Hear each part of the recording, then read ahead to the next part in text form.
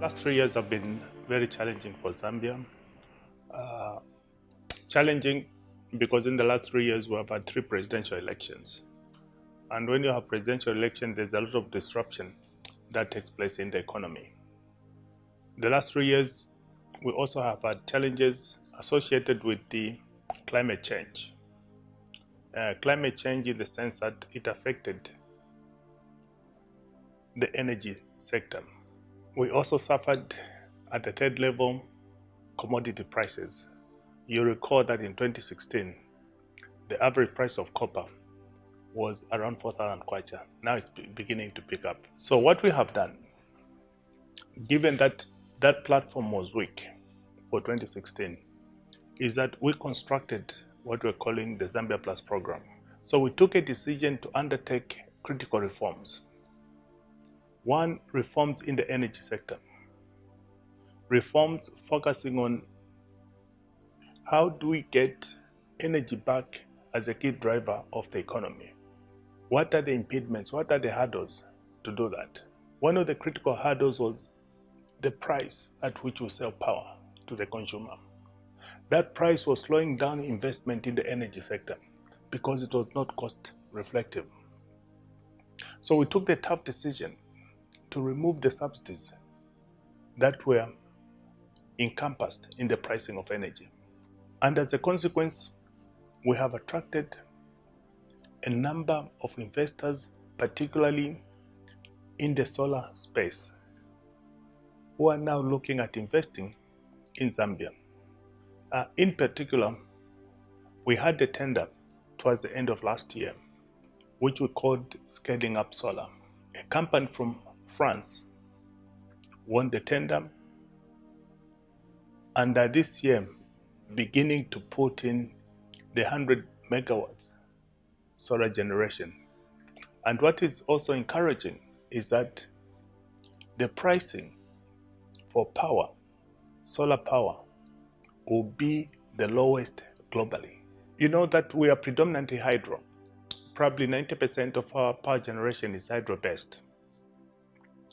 And the lessons of last year are very telling, that you needed to diversify the sources of energy to other forms of energy. One. Number two, you also needed to move away to isolated grids. Three, you needed to have a policy framework that motivated investment in alternative sources of energy. As we speak now, we have a big advert that was closed about 2 months ago for people to invest 400 megawatts. And there were over 100 companies globally that bid to invest in Zambia. So that level of interest tells you that the appetite of investment in alternative forms of energy is huge.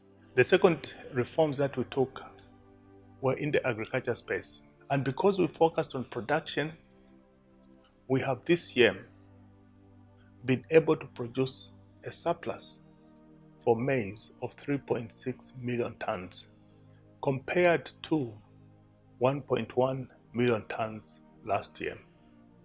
So that is a tremendous improvement. On the irrigation side, we are seeing new and renewed interest, one from Israel, who I think are some of the best in terms of effective utilization of water using irrigation. We have had a major investment from Germany. We also have had major investment from the UK and also South Africa. So that tells you that the diversity of investment also in the agriculture sector, better utilization of water, is also on the upswing. The third reforms that we did was in the fuel sector. We took the courageous decision to remove the subsidy, and now the cost of fuel is market reflective. We also said the reforms are not the total answer. You also needed to address your policies. And we have said policies must be consistent. We must be predictable as government, particularly in the key sectors.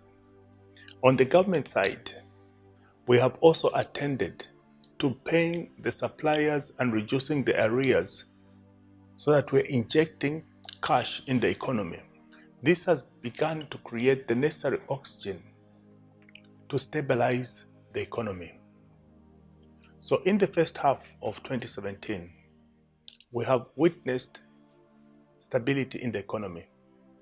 All the economic fundamentals are going in the right direction. Inflation, which was double digits, is now single digits, about 7%. 2, the exchange rate has remained stable. The growth prospects have now been revised from 3% to 4.3% going forward. Investments are beginning to flow at a fast rate. Support from the cooperating partners is also elevated. Today we have under 38 companies that are still in the public hands. Of the 38 companies, probably 30 are not doing well. They continue to generate losses. They continue to have challenges in terms of operations, in terms of their tax obligations, and we're looking at reforming most of these parastatals because we can no longer afford to take on our books not only the losses, but also lack of dividend payments, in addition to their inability to pay taxes. So we announced in the 2017 budget that we're going to take some structural reforms, situation analysis for some of the big ones, which include the power company called Zescom, Indeni, the fuel company, Zambia State Insurance in the insurance sector, that we need to take critical measures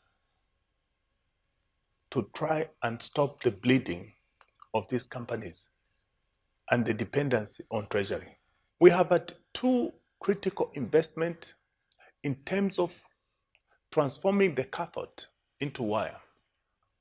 In what we're calling the Chambeshi Economic Zone, which is run by the Chinese, they're investing $300 million in value addition. Only last week, our president commissioned another plant of $40 million. So when you ask about industrialization, it's actually beginning to happen because now people are seeing opportunity. And this opportunity is because we've got an enabling investment environment that is predictable, that is stable. These are the key ingredients that are pushing the investments. And the intention of all this is to begin to hit the deficit. Once you increase your revenue collection, the impact will be that the deficit, which is 7.8, is likely to come down. So unfortunately, in most of the African countries, they think that the biggest incentive is what you create in law. The biggest incentive is to have a sensible economy. The biggest incentive is to be able to reduce the cost of money. That has got direct impact. So tinkering around with taxation as an incentive is not the issue anymore. The issue is creating an economic platform that is predictable, that is sensible, where people can make money. And that's the direction that we're going to take as a country. And that is what is bringing the investors. So once you have these big punchers coming into the economy from Europe, they are the ones that are going to tell the story that the train is moving. You better get up and catch it. There's no better way of creating awareness compared to the people that are on the ground and continuing to invest. government must create a platform for competitiveness, challenging our people that don't look at the territory Zambia, look at the globe, because that's where your true competition actually is. You are not born with a deficit. Energize yourself, and the opportunities are immense. Water always flows where there's a return. And in Zambia, there's money to be made. And where there's money to be made, it answers your question.